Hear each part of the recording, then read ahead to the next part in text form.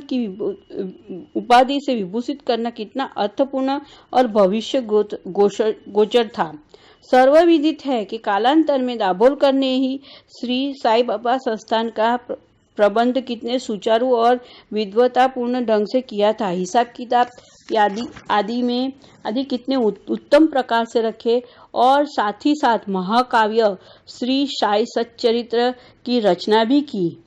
इस ग्रंथ में महत्वपूर्ण और आध्यात्मिक विषयों जैसे ज्ञान, भक्ति, वैराग्य, शरणागति व आत्मनिवेदन आदि का समावेश है। गुरु की आवश्यकता, इस विषय में बाबा ने क्या उद्गार प्रकट किए, इस पर हेमाडपंत द्वारा लिखित कोई लेख या स्मृति पत्र पाप नहीं है, परंतु काका साहेब दीक्षित ने इस विषय पर उनके लेख प्रकाशित किए हैं। बाबा से भेंट करने के दूसरे दिन हेमाडपंत और काका साहेब ने मस्जिद में जाकर घर लौटने की अनुमति मांगी और बाबा ने स्वीकृति दे दी।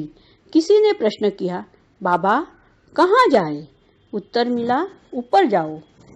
प्रश्न, मार्ग कैसा है? बाबा, अनेक पंथ है, यहाँ से भी एक मार्ग है, परंतु यह मार्ग दुर्गम है तथा सिंह और भेड़िए भी मिलते हैं। काका साहेब, यदि पथ प्रदर्शक भी साथ हो तो? बाबा, तब कोई कष्ट न होगा।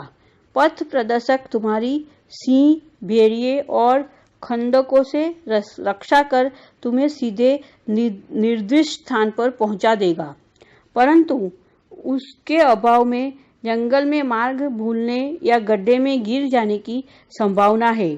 दाभोलकर भी उपयुक्त प्रसंग के अवसर पर वहां उपस्थित थे।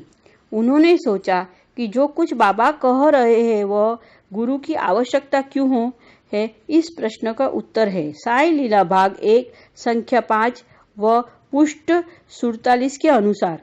उन्होंने सदा के लिए मन में यह गांठ बांध ली कि अब कभी इस विषय पर वाद विवाद नहीं करेंगे कि स्वतंत्र या परतंत्र व्यक्ति आध्यात्मिक विषयों के लिए कैसा सिद्ध होगा।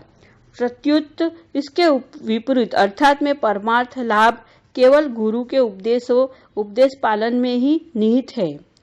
इन उपदेशों का वर्णन मूल काव्य ग्रंथ के इसी अध्याय में किया गया है, जिसमें लिखा है कि राम और कृष्ण महान अवतारी होते हुए भी आत्मानुभूति के लिए राम को अपने गुरु वशिष्ठ और कृष्ण को अपने गुरु सांदीपनि के शरण में जाना पड़ा था। इस मार्ग में उन्नति प्राप्त करने के लिए केवल श्रद्धा और धैर्य ये दो ही गुण सहायक है। श्री सद्गुरु साईनाथ अर्पणमस्तु। शुभम भवतु। अध्याय 2 संपूर्ण।